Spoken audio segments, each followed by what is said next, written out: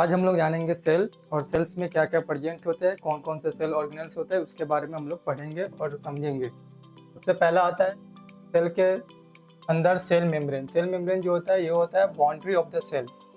Cell का boundary को हम लोग बोलते हैं सेल मेम्ब्रेन। सेकेंड नंबर आता है न्यूक्लियस। न्यूक्लियस जो होता है ये होता है central part of the cell.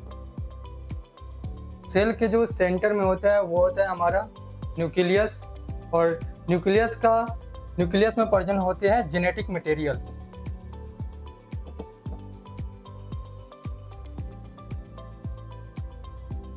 And जो न्यूक्लियस के अंदर एक छोटा सा न्यूक्लियस प्रेजेंट होता है जिसे हम लोग बोलते हैं nucleolus.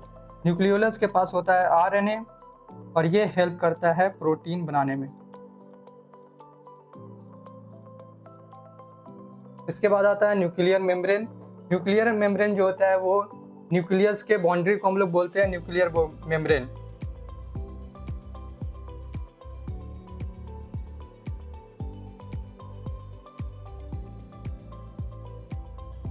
And the next one is हमारा आता है लाइजोसोम। लाइजोसोम जो होता है ये एक तरह का सेल ऑर्गेनेल्स होता है जिसके पास होता है digestive enzyme,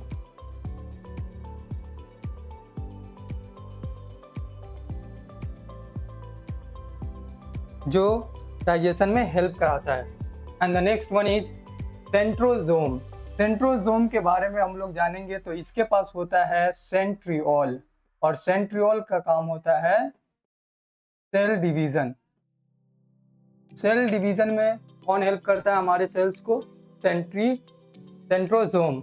and the next one is smooth endoplasmic reticulum. ये होता है पार्ट होता है हमारा ईआर का। ये होता है हमारा ईआर एंडोप्लाज्मिक रेटिकुलम, जिसके पास दो पार्ट होते हैं। एक होता है आरईआर, एक होता है एसईआर। आरईआर जो होता है वो प्रोटीन बनाने में हेल्प करता है, और एसईआर जो होता है वो होता है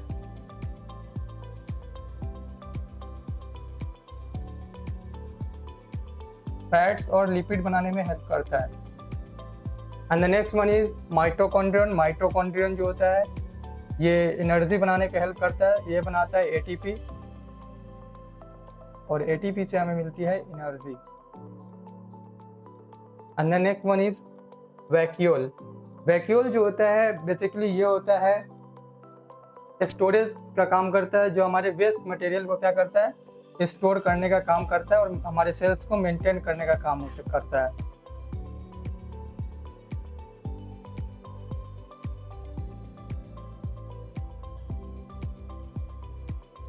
and the next one is Golgi apparatus. Golgi apparatus का काम होता है जो ईआर प्रोटीन बनाता है उसी प्रोटीन को पैकेजिंग का काम करने का करता है गोल्गी एपरेटस।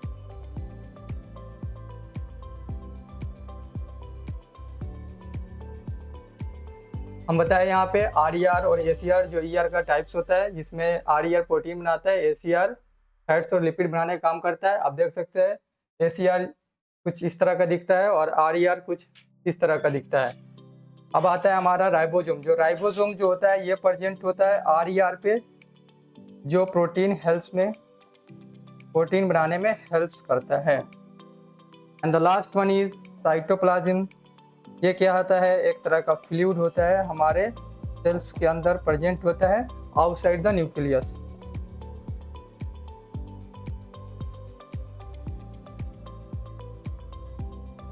और ये फ्लूइड क्या करता है? हमारे सेल ऑर्गेनेल्स को आपस में सेपरेट करके रखने का काम करता है। आज होती है हमारी क्लास यहाँ पे and. Thank you so much.